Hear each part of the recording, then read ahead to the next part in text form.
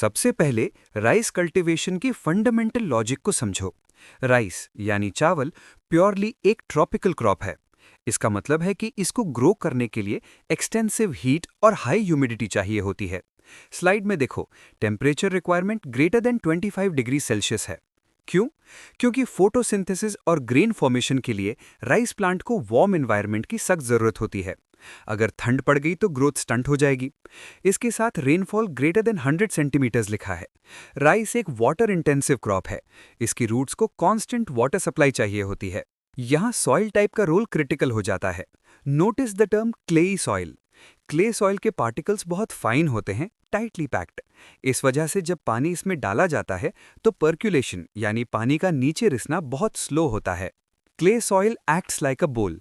ये पानी को होल्ड करके रखता है, क्रिएट करता है एक वाटर लॉक्ड कंडीशन जो राइस के लिए आइडियल है। अगर आप सैंडी सॉइल में राइस लगाओगे तो पानी ड्रेन हो जाएगा और प्लांट सर्वाइव नहीं करेगा। अब क्रॉपिंग पैटर्न्स पर आते हैं।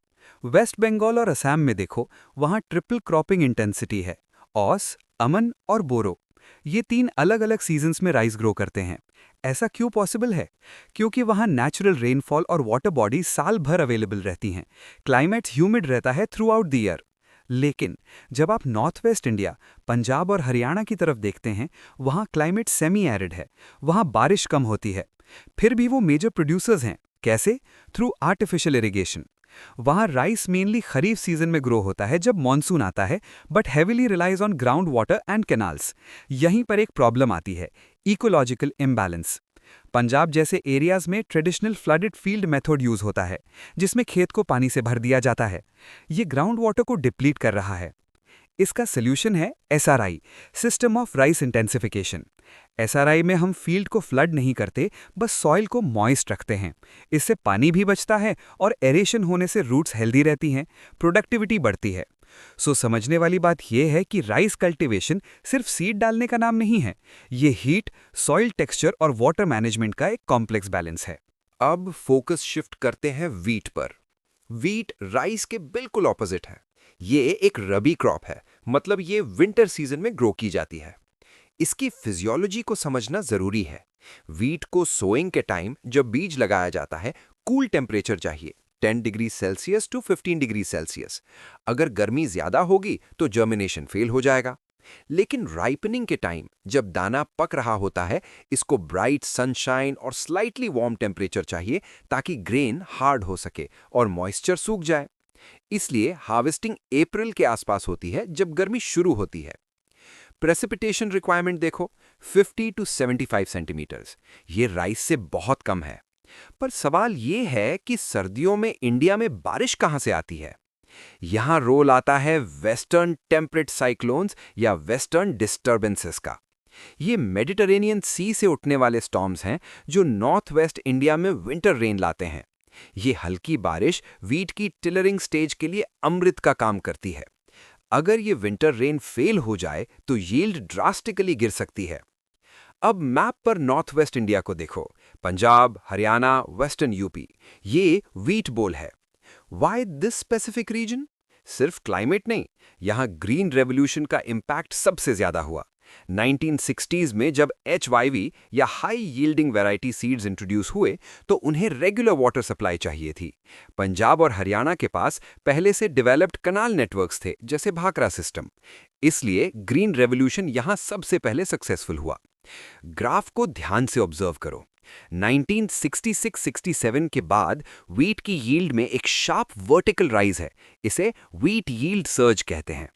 राइस में भी ग्रोथ हुई, लेकिन कोर सीरियल्स जैसे मिलेट या सॉगम की ग्रोथ फ्लैट रह गई। क्यों? क्योंकि सारा फोकस सब्सिडी और इरिगेशन इंफ्रास्ट्रक्चर वीट और राइस पर डाइवर्ट हो गया। इसने फूड सिक्योरिटी तो एंश्योर कर दी, बफर स्टॉक्स फुल हो गए, लेकिन क्रॉपिंग डाइवर्सिटी को खत्म कर दिया। Wheat cultivation semi arid zones में सक्सेसफुल तभी है जब इरिगेशन रोबस्ट हो। इसलिए कनाल नेटवर्क्स और ट्यूब वेल्स यहाँ क्रिटिकल हैं। बिना इरिगेशन के इन रीजन्स में वीट सूख जाएगा क्योंकि नेचुरल रेनफॉल सफिशिएंट नहीं होती। अब बात करते हैं मिलेट्स की, जिन्हें अब सरकार श्री अन्न कह रही है। व्हीट और राइस फाइन सीरियल्स हैं, जबकि मिलेट्स कोर सीरियल्स हैं। लेकिन एकेडमिक टर्म में इन्हें न्यूट्री सीरियल्स कहना ज्यादा सही है। Why are they important? क्योंकि ये क्लाइमेट रिजिलियंट है। क्लाइमेट चेंज के दौर में जब हीट वेव्स कॉमन है और पानी की कमी है, मिलेट्स सर्वाइवल का टूल है। जवार यानी सोरगम को देखिए, ये रेन फेड क्रॉप है। इसका मतलब है इसे इरिगेशन की जरूरत ना के बराबर है। ये मॉइस्ट एरियाज में ग्रो करता है जहां पानी कम हो। महाराष्ट्र इसका सबसे बड़ा प्रोड्यूसर है क्योंकि डेक्कन प्लेटो का रीजन सेमी एरिड है। जहां राइस सरवाइव नहीं कर सकता, वहां जवार फ्लरिश करता है। नेक्स्ट इज बाजरा यानी पर्ल मिलेट। ये सबसे टफ क्रॉप है। ये सैंडी सॉइल्स में भी ग्रो कर सकता है। सैंडी सॉइल पानी होल्ड नहीं करती, न्यूट्रिएंट्स भी कम होते हैं। फिर भी बाजरा ग्रो करता है क्योंकि इसकी रूट्स डीप होती हैं और ये ड्राउट कंडीशंस को विथस्टैंड कर लेता है। इसलिए राजस्थान, जो एक एरिड स्टेट है, वो बाजरा का टॉप प्रोड्यूसर है। आप ज्योग्राफी को क्रॉप से लिंक करें। Rajasthan is equal to sandy soil plus high heat is equal to bajra. Ragi यानी फिंगर मिलेट की कहानी थोड़ी अलग है। ये ड्राई रीजन्स की क्रॉप है, बट ये रेड, ब्लैक और सैंडी लोमी सॉइल्स पर ग्रो होती है। कर्नाटका इसका मेजर हब है। रागी की खासियत इसकी न्यूट्रिशनल डेंसिटी है। बार चार्ट देखो, कैल्शियम कंटेंट रागी में 344 mg है, जबकि वीट और राइस में नेग्लिजिबल है। सोचिए, एक देश जहां मैल न्यूट्रिशन और अनीमिया कॉमन है, वहां रागी सिर्फ एक क्रॉप नहीं, एक मेडिसिन है। इसलिए न्यूट्रिशनल पॉलिसी अब कैलोरी सिक्योरिटी यानी राइस और वीट से शिफ्ट होकर न्यूट्रिशनल सिक्योरिटी यानी मिलेट्स पर फोकस कर रही है। सॉइल क्रॉप इंटरफेस डायग्राम ये क्लियर करता है कि मिलेट्स मार्जिनल लैंड्स यानी कम उपजाऊ जमीन पर भी उगाए जा सकते हैं। इन्हें केमिकल फर्टिलाइजर्स की ज्यादा जरूरत नहीं होती, जो इन्हें एनवायरमेंटली सस्टेनेबल बनाता है। जहां राइस और वीट फेल हो जाते हैं एक्सट्रीम हीट या पुअर सॉइल की वजह से, वहां मिलेट्स एक क्लाइमेट शील्ड की तरह काम करते हैं।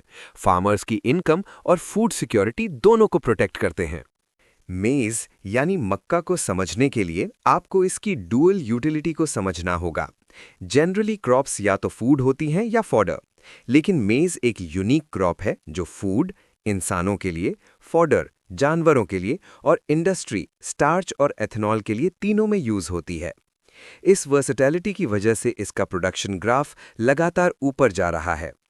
एग्रोक्लाइमेटिक कंडीशंस की बात करें तो मेज को मॉडरेट टेम्परेचर चाहिए, 21 डिग्री सेल्सियस से 27 डिग्री सेल्सियस।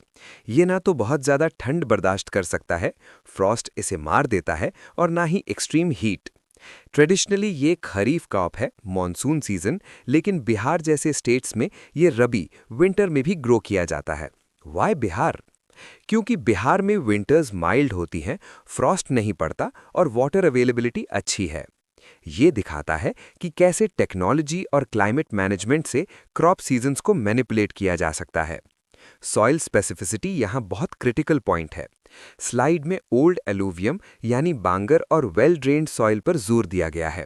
सुनो, मेज को पानी चाहिए, लेकिन खड़ा पानी यानी स्टैग्नेंट वाटर इसका दुश्मन है। अगर खेत में पानी जमा हो गया तो मेज की रूट्स में एरेशन रुक जाएगा और वो सड़ने लगेंगी, root rot.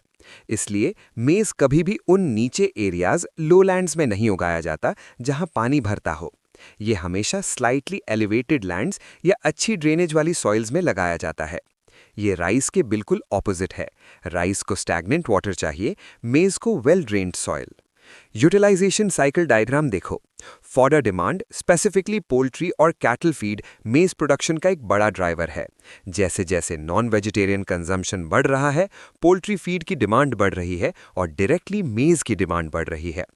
Plus ethanol blending programme के तहत इंडस्ट्री अब मेज को फ्यूल प्रोडक्शन के लिए भी यूज कर रही है। कर्नाटका, एमपी और बिहार मेजर प्रोड्यूसर्स हैं क्योंकि यहाँ क्लाइमेटिक कंडीशंस और सॉइल ड्रेनेज परफेक्ट मैच करते हैं। मॉडर्न इनपुट्स जैसे HYV सीड्स यूज करके यील्ड बढ़ाई जा रही है ताकि इंडस्ट्रियल और फूड डिमांड दोनों को पूरा किया जा सके। पल्सेस यानी दालें एग्रीकल्चर में सिर्फ खाने के लिए नहीं बल्कि सॉइल की हेल्थ के लिए भी ज़रूरी हैं। इनका सबसे बड़ा रोल है नाइट्रोजन फिक्सेशन। ज़्यादातर क्रॉप्स जैसे राइस और वीट सॉइल से नाइट्रोजन खींच लेते हैं, जिससे सॉइल एग्जॉस्ट हो जाती है। लेकिन पल्सेस लेग्यूमिनस क्रॉप्स हैं। इनकी जड़ों यानी रूट्स में छोटे छोटे नोड्यूल्स होते हैं जिसमें राइजोबियम बैक्टीरिया रहता है। ये बैक्टीरिया हवा से नाइट्रोजन यानी N2 लेता है और उसे सॉइल में फिक्स कर देता है। इसलिए पल्सेस ग्रो करने से सॉइल की फर्टिलिटी नेचुरल तरीके से रिस्टोर होती है। इसी रीजन से क्रॉप रोटेशन में पल्सेस का होना कंपलसरी माना जाता है। फार्मर पहले सीरियल यानी वीट या राइस लगाता है जो नाइट्रोजन यूज करता है, फिर पल्स लगाता है जो नाइट्रोजन वापस डाल देता है। डायग्राम में देखो, ये एक साइकिल है। एक्सेप्शन याद रखना, अरहर यानी तुर की दाल नाइट्रोजन फिक्स नहीं करती या बहुत कम करती है, इसलिए उसका बिहेवियर थोड़ा अलग है। Climatically pulses dry conditions prefer करती हैं। इन्हें ज़्यादा पानी नहीं चाहिए। अगर बारिश कम भी हो तो भी ये सर्वाइव कर लेती हैं। सीजनल स्प्लिट टेबल देखो, ग्राम यानी चना और पीज मटर रबी क्रॉप्स हैं, सर्दियों में उगते हैं। तुर और मूंग खारिफ क्रॉप्स हैं। कुछ पल्सेस जैसे मूंग शॉर्ट ड्यूरेशन होती हैं, 60 दिन में तैयार हो जाती हैं। इसलिए इन्हें दो मेन क्रॉप्स के बीच में यानी ज़ैद सीजन में लगाया जा सकता है ताकि ज़मीन खाली ना रहे। इकोनॉमिक स्टेटस पर आते हैं। इंडिया दुनिया का सबसे बड़ा प्रोड्यूसर है पल्सेस का, लेकिन सबसे बड़ा कंज्यूमर भी है। हमारी वेजिटेरियन डाइट में प्रोटीन का मेन सोर्स दाल ही है। प्रॉब्लम यह है कि डिमांड प्रोडक्शन से ज़्यादा है। इससे इंपोर्ट डिपेंडेंस क्रिएट होती है। ग्राफ दिखा रहा है कि प्रोडक्शन ब्लू बार, डिमांड ऑरेंज जोन से कम है। इस गैप को भरने के लिए हमें बाहर से दाल मंगानी पड़ती है। Major states MP, Rajasthan, Maharashtra हैं। ये सब रिलेटिवली ड्राई स्टेट्स हैं, जो प्रूव करता है कि पल्सेस रेन-फेड एग्रीकल्चर का बैकबोन है। सप्लाई डिमांड गैप को कम करना फूड सिक्योरिटी का एक मेजर चैलेंज है। स्लाइड का टाइटल है क्रॉपिंग पैटर्न्स और ये फोकस करता है एक बहुत बड़े क्राइसिस पर, मोनोकल्चर वर्सेस डाइवर्सिफिकेशन। इंडिया के north west region, Punjab, Haryana, western UP में राइस व्हीट सिस्टम डोमिनेंट हो गया है। इसका मतलब है सालों साल वही दो क्रॉप्स लगाई जा रही हैं, गर्मी में राइस, सर्दी में व्हीट। इसके पीछे ड्राइवर्स हैं एमएसपी की गारंटी और अश्योर्ड इरिगेशन। फार्मर को रिस्क नहीं लेना, इसलिए वो वही उगाता है जो सरकार खरीद लेती है। लेकिन इस मोनोकल्चर के इकोलॉजिकल कॉन्सिक्वेंसेस डिजास्ट्रस हैं। पहले, सॉइल डिग्रेडेशन। जब आप बार बार एक ही तरह की क्रॉप उगाते हैं तो सॉइल से स्पेसिफिक न्यूट्रिएंट्स, मैक्रो और माइक्रो, खत्म हो जाते हैं। सॉइल ऑर्गेनिक कार्बन गिर गया है। दूसरा, वाटर क्राइसिस। राइस एक वाटर इंटेंसिव क्रॉप है। सेमी एरिड पंजाब में राइस उगाने के लिए जमीन के नीचे से पानी, ग्राउंड वाटर निकाला जा रहा है। ट्यूब वेल्स इतने डीप चले गए हैं कि वाटर टेबल डेंजरस लेवल तक गिर गया है। देखो 1970 वर्सेस 2020 लेवल इन डायग्राम। तीसरा, सैलिनिटी। जब आप ड्राई एरिया में एक्सेसिव इरिगेशन करते हैं तो कैपिलरी एक्शन से जमीन के नीचे के नमक, सॉल्ट्स ऊपर सरफेस पर आ जाते हैं। इससे जमीन बंजर, एल्कलाइन या सलीन हो जाती है। अब सॉल्यूशन क्या है? डाइवर्सिफिकेशन। स्ट्रैटेजी ये है कि राइस व्हीट साइकिल को तोड़कर दूसरी क्रॉप्स लगाई जाए, जैसे ऑयल सीड्स, पल्सेस या हॉर्टिकल्चर, फ्रूट्स और वेजिटेबल्स। डाइवर्सिफिकेशन स्ट्रैटेजी व्हील देखो। अगर फार्मर पल्सेस लगाएगा तो सॉइल में नाइट्रोजन वापस आएगा। अगर ऑयल सीड्स लगाएगा तो इंडिया का इंपोर्ट बिल कम होगा, क्योंकि हम एडिबल ऑयल इंपोर्ट करते हैं। एग्रो फॉरेस्ट्री और हॉर्टिकल्चर से फार्मर की इनकम स्टेबिलिटी बढ़ेगी। बेसिकली आइडिया ये है कि सस्टेनेबल एग्रीकल्चर की तरफ मूव किया जाए, जहां वाटर कंजम्पशन कम हो और सॉइल हेल्थ रिस्टोर हो। ये सिर्फ खेती का बदलाव नहीं है, ये इकोलॉजिकल कोलैप्स से बचने का एकमात्र रास्ता है। एग्रीकल्चर सिर्फ खेती नहीं, एक पूरी इकोनॉमी है जिसे गवर्नमेंट स्कीम सपोर्ट करती हैं। इन स्कीम्स को 3 पिलर्स में समझो: प्रोडक्टिविटी, इनकम और risk. 1. Productivity and infrastructure, NFSM and RKVY। सबसे पहले प्रोडक्शन बढ़ाना है। इसके लिए national food security mission NFSM है। इसका फोकस स्पेसिफिक क्रॉप्स पर है: राइस, व्हीट, पल्सेस। डायग्राम में यील्ड गैप दिखाया है, मतलब एक्चुअल यील्ड और पोटेंशियल यील्ड के बीच का अंतर। NFSM कोशिश करता है कि टेक्नोलॉजी और इनपुट्स के थ्रू इस गैप को भरा जाए। दूसरी तरफ राष्ट्रीय कृषि विकास योजना RKVY है। ये डिसेंट्रलाइजेशन का परफेक्ट एग्जाम्पल है।